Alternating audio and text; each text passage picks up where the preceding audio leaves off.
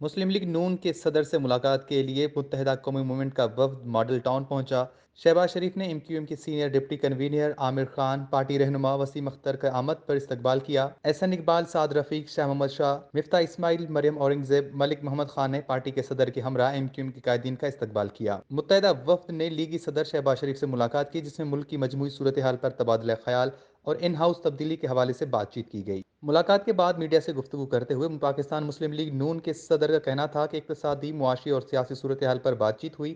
سندھ کی صورتحال پر تفصیلی گفتگو ہوئی۔ عمران خان کی کراچی کے لیے 1100 ارب کے پیکیج کا کیا بنا؟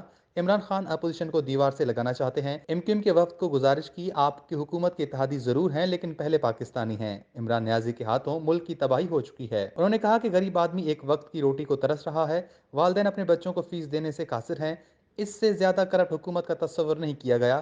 کراچی کا امن نواز شریف کے دور میں واپس آیا۔ یہ مسلم لیگ نون کی بہت بڑی اچیومنٹ تھی۔ قائد نون لیگ کی لیڈرشپ میں کراچی میں پانی کے منصوبوں کے لیے بے پناہ فنڈز دیے گئے۔ تحریک عدم اعتماد کے حوالے سے لیگی صدر کا کہنا تھا کہ سینٹرل ایگزیکٹو کمیٹی اجلاس میں سابق وزیر اعظم نواز شریف کو فیصلے کا اختیار دیا گیا ہے۔ مجھے تمام سیاسی جماعتوں سے رابطے کرنے کی ہدایت کی گئی ہے۔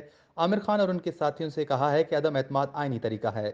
تحریک عدم اعتماد پر ایم کیو کے رہنما عامر خان نے کہا کہ ہم معاملے کو رابطہ کمیٹی اور اپنی قیادت کے سامنے پیش کریں گے۔ اس کے بعد جو فیصلہ ہوا اس پہ ہم مطلع کریں گے۔ انہوں نے کہا کہ جس طرح نون لیگ وفاق میں مسائل کا شکار ہے، ہمیں صوبے میں مسائل ہیں۔ ہم نے اس صورتحال پر تفصیلی بات چیت کی ہے۔ ہم سندھ میں پیپلز پارٹی کے ظلم اور ستم کا شکار ہیں۔ مہنگائی کے طوفان پر ایم کیو ایم بھی پریشان ہے۔ صورتحال ناقابل برداشت ہو چکی ہے۔ عامر خان نے کہا کہ ہم نے سندھ بلدیاتی بل کے خلاف ہم نے اے پی سی کی تھی۔ اے پی سی کی قرارداد میں سب جماعتوں نے اتفاق کیا تھا۔ سپریم کورٹ کا بلدیاتی بل کے خلاف بھی فیصلہ آیا ہے۔ سپریم کورٹ کے فیصلے کو لے کر تینوں صوبے بھی عدالت جا سکتے ہیں۔ تمام صوبوں میں بلدیاتی اداروں کو بااختیار ہونا چاہیے۔